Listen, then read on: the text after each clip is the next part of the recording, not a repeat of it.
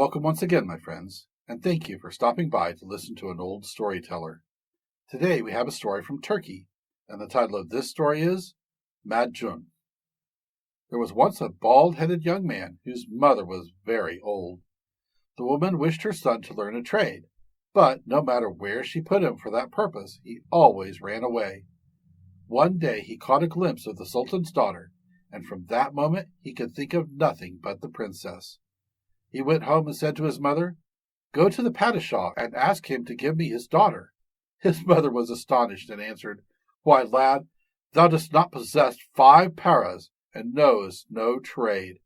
Thinkest thou the Padishah will give his daughter to such a numbskull?" Nevertheless, as the young man insisted, the woman saw that he could be satisfied only by her going to the king on his behalf. When she found herself in the presence of the Padishah, she said, "Oh, my lord, I have a son who has tormented me every day with the request that I should come to thee and ask thee to give him thy daughter in marriage. I could bear his importunities no longer. Wherefore am I come? Slay me or hang me, or otherwise do unto me what seemeth good in thy sight." The monarch answered, "Send thy son to me," and dismissed her. She went home and informed her son that he was summoned to the presence of the Padishah. When the youth arrived at the palace, the Padishah saw with disapproval that he was bald, and with a view to getting rid of him, said, "I will give thee my daughter if thou canst gather together on this spot all the birds in the world." The young man, discomforted, departed from the serai, absorbed in gloomy reflection, and fearing lest the Padishah might order him to be put to death, he resolved to travel. Many days after this, wandering in the wilderness, he met a dervish, to whom he related his difficulty. The dervish listened patiently and said, "Go to a certain place where there is a tall cypress tree. Sit down beneath it. All the birds in the world will come and alight thereon, and thou hast only to utter the word Madjun to cause them to stick fast to the tree. Then collect them all and take them to the Padishah." Thanking the dervish for his useful advice, the young man went his way until he arrived at the place indicated, where he sat down to rest under the tall cypress tree. He waited until all the birds in the world had alighted thereon, then said, "Madjun," and no bird was able to fly away. Collecting them, he returned home, and next morning carried his captives into the presence of the Padishah. The monarch, not at all pleased that the apparently impossible task he imposed had been accomplished, said, "Now go and get a covering of hair on thy bald pate, and I will give thee my daughter." The young man, very disappointed, took himself off and spent several days in deep thought. Meanwhile, the Padishah betrothed the princess to a son of his vizier, and preparations for the wedding were hurried forward.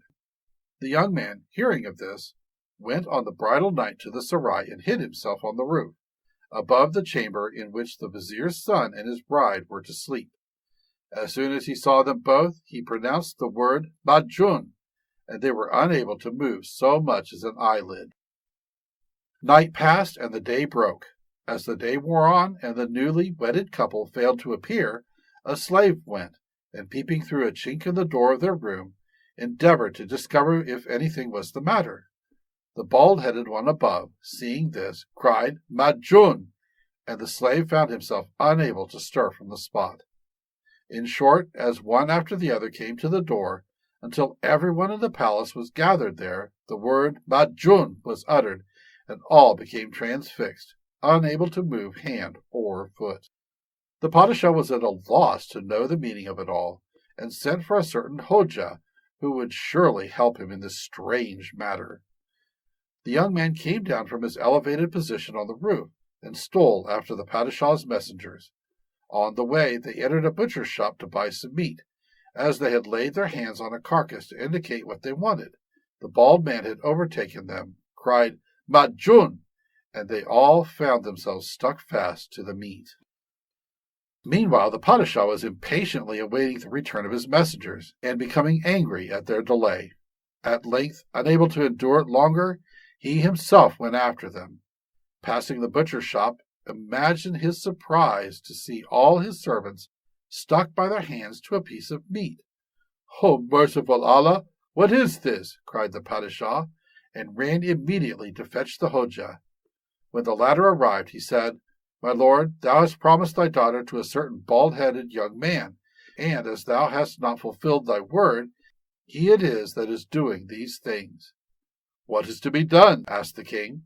The Hoja answered, "Nothing can be done except to give him thy daughter." The Padishah returned to his palace and summoned the youth to his presence. When the latter heard that the king's servants were seeking him, he hastened home and instructed his mother as follows: "If I am asked for, say I am not at home and have not been seen for a long time. If they ask where I may be found, answer that for so many gold pieces thou wilt undertake to find me." Hardly had he said this than there came a loud knocking at the door. When the old woman opened it, she was asked whether the bald young man was at home. She answered as her son had advised her. "But where must we look for him?" demanded the messengers. "The Padishah requests him to be present himself and receive the princess in marriage." At these words the old woman's interest appeared to increase. "I know not whither he is gone," she answered, "but give me 1,000 gold pieces, and I engage to find him." The stipulated amount was paid over. "Go then," said the king's servants, "bring him hither, and thou shalt receive even more." A few days later the bald-headed one appeared at the palace and was led into the presence of the Padishah. As soon as the king saw him, he greeted him cordially. "My dear son," he exclaimed, "I have waited long for thee. Where hast thou been all this time?" To this the youth answered, "O Padishah, I asked thee for thy daughter, but thou gavest her not to me. Therefore I have wandered in the world." Without further delay the viziers were summoned, the princess sent for, and the pair were betrothed with the customary ceremonies. Then the bald-headed young man, having accomplished his purpose, went to all those who were under the spell and unable to move. "Be released from Madjun," he exclaimed, and immediately they were free and skipped about for joy. As for the son of the vizier, who had been married to the princess, he was no sooner released than he ran away and has never been seen since.